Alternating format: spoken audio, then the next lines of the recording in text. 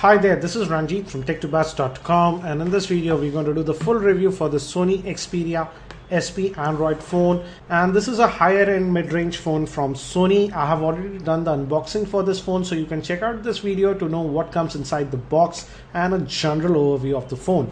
This phone has some impressive specs. It comes with a 1.7 GHz dual-core processor based on the Qualcomm S4 Cryte architecture. It has an Adreno 320 GPU and the RAM on this is 1 GB. The internal storage provided on this phone is 8 gigs.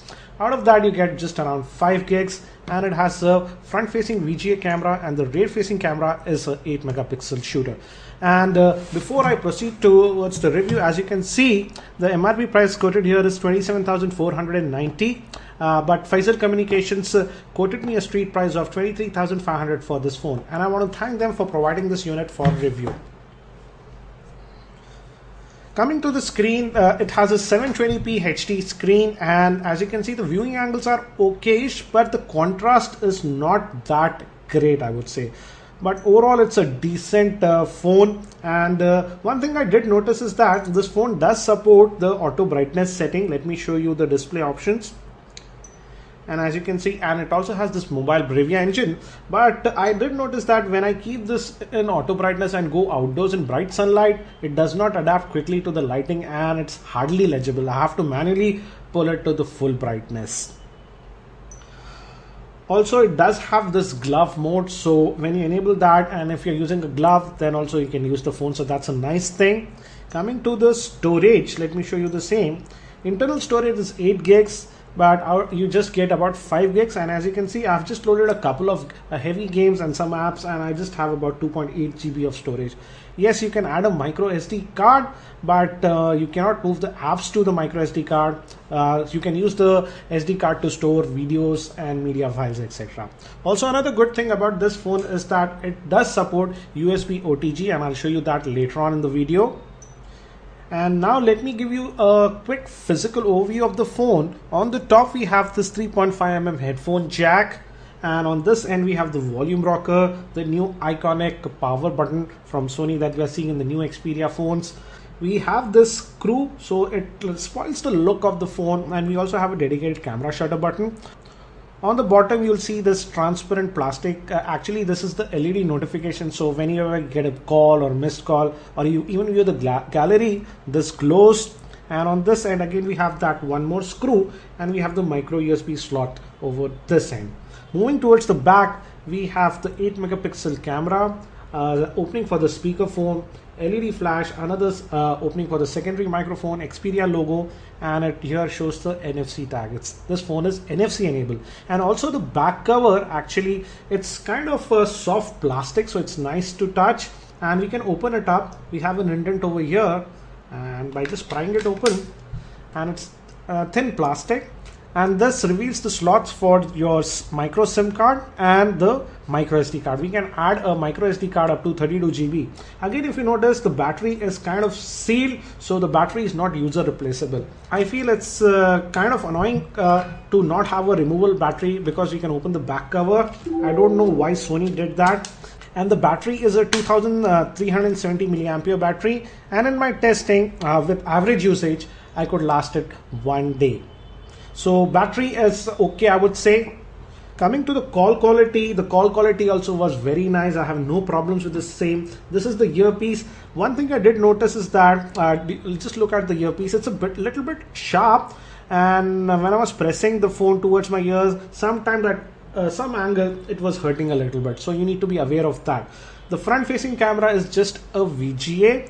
And if you notice on the bottom, the navigation buttons are part of the display, like some of the other new Android phones by Sony. For example, the Xperia Z, ZL all have that. And you can hit this to get the multitasking tray, and you can just swipe away the applications to kill it. And we also have these tiny apps. These are small apps which can run over an existing app, and we have a few of them pre-installed, but you can add a couple of more directly from the Play Store. So that's a nice thing. It comes with the new Sony skin, and you do get this gesture. You can add multiple home screens like this if you want. and it's very close to the stock, what do you say, Android experience. Not completely stock, you do get this quick toggles over here, but only we have these. It would have been great if Sony would have allowed us to customize this a lot, but that's not the case. And this is the app tray, you can actually customize it, and other options are also given here, as you can see. Again, I did notice that the phone is very responsive. In fact, it's even more responsive than the Sony Xperia Z or the ZL in general navigation. It was very smooth, and I was like kind of surprised because the Xperia Z and the ZL are higher end phone and they have 2 gigs of RAM. But in those phones, occasionally I used to see a little bit of lagginess, but there's hardly any lag on this Sony Xperia SP. So Sony did a good job in optimizing the UI on this phone. Now I'm connected to my Wi-Fi network, and let's just quickly fire up the browser. We get the Chrome browser, and let's quickly just go to our own website, that's tech2buzz.com. And if you notice how quickly it loaded. Again, let's try the pinch to zoom gesture, and again that is also very smooth. As you can see, no issues, it handles it without any issues. So let's open up one of the stories.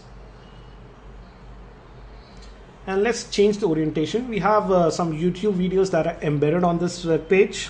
So let's just quickly just play one of them. And I'll maximize the volume. Hi, this is Ranjit from tech2buzz.com, and in this video I'm going to show you how to insert the SIM card in this Nokia Lumia 620 and do the initial setup. Inserting the SIM is a little bit tricky, but I'll show you the same. The first thing you need to do is open the back. Again, it could play it back without any issues. Let's also just, as you can see, the menus are over here, and let's quickly set it to desktop mode, and let's try another little bit of a heavier site. For example, let's go to news.com, and the keyboard is also very easy to type. It's pretty wide and very comfortable. Again, due to the size of the screen, that's 4.6 inches, the phone is fairly comfortable to hold, I would say. Again, as you can see, it loaded the news.com website fairly quickly, and let's try the pinch to zoom gesture. And as you can see, it's again very smooth. Let's open up one of the stories and see the loading time. Again, as you can see, it loaded it very fast. And this was my experience in terms of web browsing. In terms of web browsing, it was excellent. It was very fast to load the web pages. So you won't have any issues in terms of web browsing with this Xperia SP. Now let me also talk a little bit about media playback. First, we'll just open the YouTube player and we'll just have a look at my own videos. Let's in fact just open the unboxing video of this Sony Xperia SP. And we move in this orientation, and as you can see, it can play it back in HD. Again, look at the viewing angles. The viewing angles are decent, but if you tilt it too much, due to the lack of contrast, it does not look that great. But in terms of viewing angles, it's much better than some of the other Sony Xperia phones. So let me get out of this one. As you can see, it can play it back without any issues. Another good thing, as I said, is that this phone does support USB OTG. You need to just buy this cable, and I have a pen drive that's attached, and we're just going to directly plug this in. And I have some videos on this pen drive, and we're going to directly play it via that. So I just plugged in the pen drive, and we also have an inbuilt, what do you say, file manager. Here is the file commander. And I don't want to register it as of now, and let's just go to this USB disk that we mounted just now, and we have a lot of files. Actually, we are interested in the video playback, and I have this trailer that's a 720p video clip, and as you can see, it should play it back without any issues. So this is the video clip. Let me lower the volume a little bit. Again, as you can see, it can play it back without any issues. There's no problem playing back 720p clips, etc. And the experience should be very decent, I would say. It could also play back actually 1080p clips. For example, this is a 1080p clip, and let me show you the same.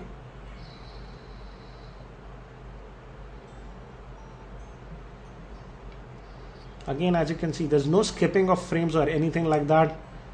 And this is a high bit rate video, and it could play it without any issues.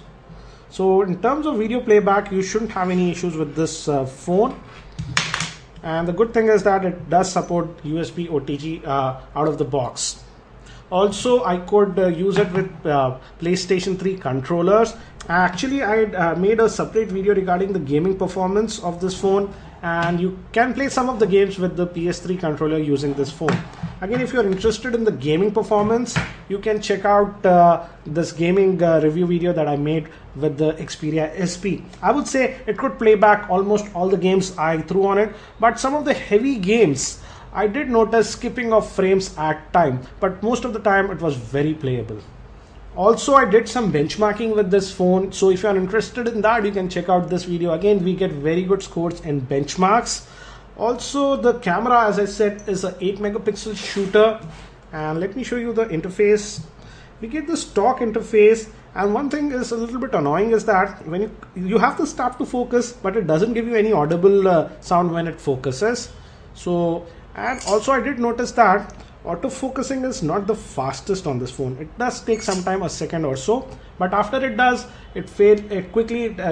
You can actually quickly take the shots, and I have actually taken a lot of shots. So you can check out this camera review video in which I show you all these snaps and the videos that I took with this phone, so that you can get an idea. Overall, I would say the camera is decent outdoors, but indoors there's a little bit of noise.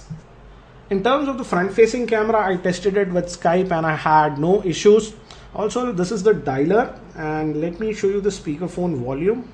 Let's dial this, and I'll open the speakerphone, put it on max. Welcome to the Aircel prepaid service. To select language, press 1. To know the balance and validity of your prepaid account. Also notice this a light that glows when you get a missed call or you are on a call, etc. This glows, and it's pretty bright, so you won't miss any missed call notifications or something like that. Let me also show you the keyboard, and this is the keyboard that Sony has provided, and we do get this predictive text on the top, so it makes it a little bit easy to type. Overall, it's a very decent keyboard. I didn't have any issues, and also if you rotate the phone, it works in this orientation also. Some of you have asked me about the touch sensitivity on this phone, and in my testing for about 2-3 days, I did not face any issues with the touch. As you can see, you can place it on a flat surface also, and the touch was actually very responsive. I didn't have any issues. Some people also asked me about the Wi-Fi performance, and the Wi-Fi performance on this phone was also great. It never dropped any Wi-Fi in my testing. And let me also show you the speed test. I'm on a 4 Mbps internet connection, so let's test it. And let's see how well it handles. And as you can see, it's easily able to max out my internet connection. That's at 4 Mbps. Almost getting the rated speeds. This is the download, and this is the actual upload speeds that I'm getting. So again, as you can see, in terms of Wi-Fi performance, I did not have any issues with this Xperia SP. Also, let me show you the amount of free RAM that is available. Let's swipe away all the applications first. Nothing is there. And let's fire up this Android system info. And as you can see, we get free RAM that is 326 MB available on the phone. And as I said earlier also, in general operations of the phone and while navigating, I hardly noticed any lag, and the phone is actually very responsive. Also, let me show you the multi-touch points, and it does support all the 10 multi-touch points. It's difficult to see, but it does support 10 multi-touch points, so that's also excellent. And Sony also did not skimp on any sensors, and apps like Compass, as you can see, work perfectly on this Xperia SP. So what do I feel about this Sony Xperia SP? It's a decent phone, I would say. Currently, it's priced around 23,500 to 24,000 in India. And it's a good phone. The little bit of cons that I have with this phone is that Sony has this just in the 8GB variant, at least in India, and out of that you just get about 5GB of available free storage. So if you're kind of a heavy gamer, because these days many of the heavy games average around 1.5 to 2 gigs, you can just install around 2 games, and that's a little bit of a con. Also, I did notice that in some of the very heavy games, I did notice skipping of frames with the Sony Xperia SP.